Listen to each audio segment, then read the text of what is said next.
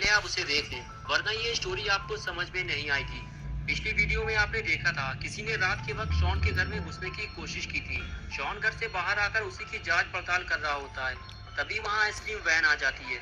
Shawn उस ice cream van को देखते ही पहचान जाता है। अरे ये तो वही आइसक्रीम वाला है जो सुबह यहाँ आया था।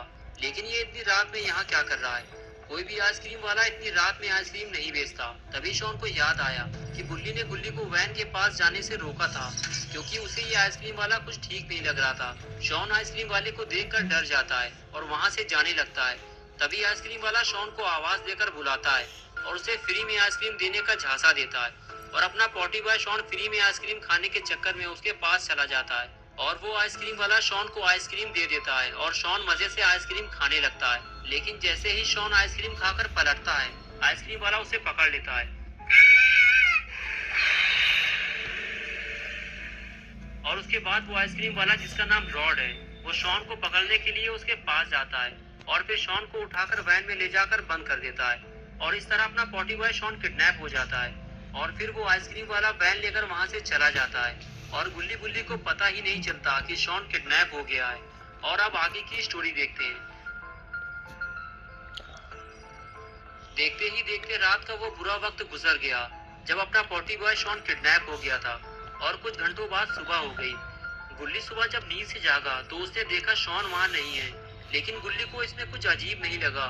गुल्ली ने सोचा हो सकता है शॉन नीचे गोबर करने गया हो, क्योंकि अपना पॉटी बॉय शॉन सुबह उठकर सबसे पहले 1.5 किलो गोबर करता है और बाकी काम वो बाद में करता है। गुल्ली पेड़ से नीचे उतरा, जूते पहने और दरवाजे की तरफ आगे बढ़ गया।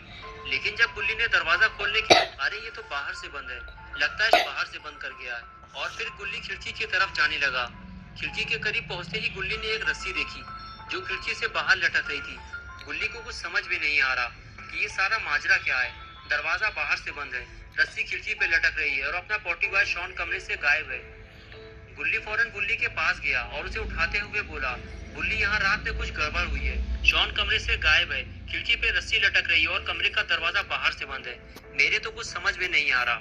बुल्ली बोला, तुम्हारा मतलब है कि वो किडनैपर रात में घर के अंदर आया था, उसने शॉन को उठाया और लेकर चला गया और हम सोते रह गए, यही कहना चाहते हो ना तुम? बुल्ली बोला, हाँ, लेकिन मुझे ये समझ में नहीं आ रहा कि उस किडनैपर ने खिड़की कैसे खोली। ये तो अंदर से बंद थी और उसने इसको तोड़ा भी नहीं है। बुल्ली बोला, हमें सबसे पहले घर से बाहर निकलने का कोई तरीका खोजना होगा।